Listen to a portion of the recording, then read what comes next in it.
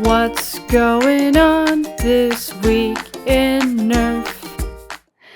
Hi, and welcome to This Week in Nerf. I'm Adriana, and we are back. Sorry we were gone for a week there.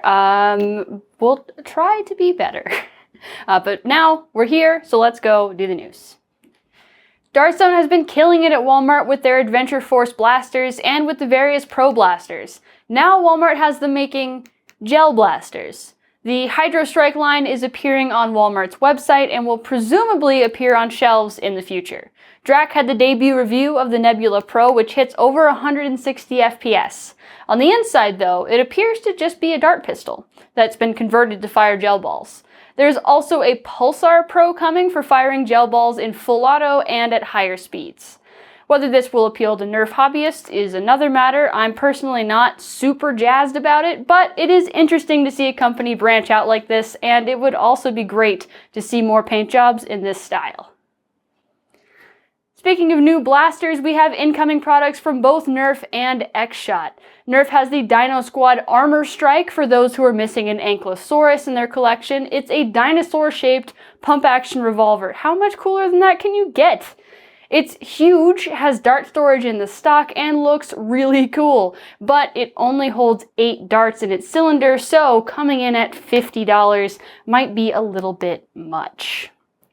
Meanwhile, the XShot has the Menace, a tiny single-shot blaster with one of the smallest handles I have ever seen. It might be a keychain more than a blaster, but there are supposed to be several cool paint jobs in the works for the skins line that we saw last week, along with a few other new blasters this year. But we'll have to wait for more info on those blasters. They sound like they're all still in production, so we'll hear more later. Also featured with the XShot blasters are new darts. These waffle-style darts are still slightly shorter than standard, but they claim better accuracy and durability. Hopefully, it also means we no longer have to worry about rogue XShot darts destroying high-crush setups. Fingers crossed. Endwar is officially back. Drac made the official announcement last week, confirming the dates as July 15th to 17th. It will be held at the Rochester Institute of Technology in New York with help from that school's long-running HVZ club. In addition to FoamCon and Endwar proper, the last day will be the finals of the Foam Pro Tour, sponsored by Dartstone and held in collaboration with the Rochester Foam Dart League. Keep in mind that the HVZ game rules have not been posted yet.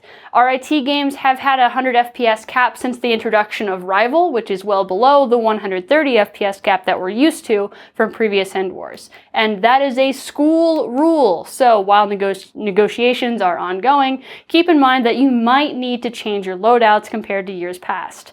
There are also sign-up sheets for being a game moderator, for having booths at FoamCon, and for helping sponsor the event. So you can check out the links below to stay up to date on everything.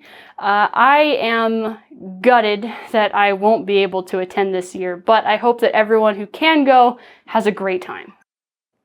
And now for the modding side of things. Dotinator has officially released the Multitool. It's a 3D printed blaster designed to have as few special hardware parts as possible. It can be spring or string powered with adjustable spring tension. It can use Talon magazines, or you can swap front barrels for firing specialty shots, from mega to dart shotgun blasts. There's several setups possible, and the blaster even comes with an in-depth assembly guide and manual. The hardware is fairly standard, but a wide variety, so it's a perfect build if you happen to have a variety pack of M3 and M4 screws laying around. The files can be found on Dotinator's Etsy page for $14. There's a link to that in the description. Snakerbot is at it again with his brushless blasters, this time with Project 13. His post on Nerf Haven, of all places, shows off this mag and grip blaster. It features smaller brushless motors and wheels with super stock dart speeds. He's getting 120 to 130 FPS with Worker Gen 3 darts. It does use both a custom magazine and a custom PCB. It's pretty crazy how many electronics fit in such a small space. If you're feeling adventurous, all the necessary documentation is there for making the PCB, and according to Snakerbot, angled Talon compatibility should be possible. My favorite bit is the microswitch placement. The trigger just pushes it directly. You can check out the Nerf Haven post or his Google Drive for more info. Band Blasters finally has a product for sale. After the initial failure of the crowdfunding campaign, the guys went back to the drawing board and are releasing their Banshee cages for the Strife, Spectrum, and Dartstone Pro Mark III.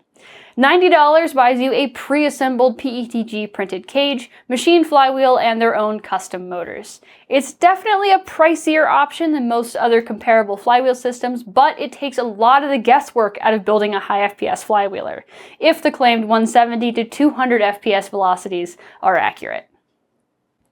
And now it's time for the mod of the week, and this week it goes to Blaster Show with the beautiful Rebellion. That's just the perfect name for Rebel Blaster mashup. The body is a rapid red with a stock from the Codebreaker bow and the front end of the Agent bow. And I am sure that getting all of those curves to flow together was an absolute nightmare to get right. So it's understandably a little bit late for the Merge Masters competition it was designed for. 5 years might be a bit past the cutoff time though. It's not just beautiful on the outside, it gets 130 FPS performance out of its Michelle 2.0s, Containment Crew Cyclone wheels, and 43mm cage. I love looking at the work in progress photos and the design sketches, so if that interests you, make sure you click the link down in the description, and thank you for sharing, Blaster Show. And that is all the news I have for you this week. Thank you so much for watching and for putting up with my tardiness. The links to everything that I talked about are down in the description, so you can join in on the conversation there. There's also a link to our Discord, so if you see any news that you think should be on the show, you can join up and let me know about it. I can't talk to you about things I don't know about, obviously. But I love seeing the blasters people are working on. I love seeing like leaks of new stuff coming up. It's just super cool. So I appreciate all of you so much for helping helping us make this possible. Definitely not a one-man show. Anyway, like button, subscribe button, all the YouTube things, and I solemnly swear that I will see you next week. Nope, 2 weeks. Monday, 9 a.m. Pacific. One of these days I'll get it.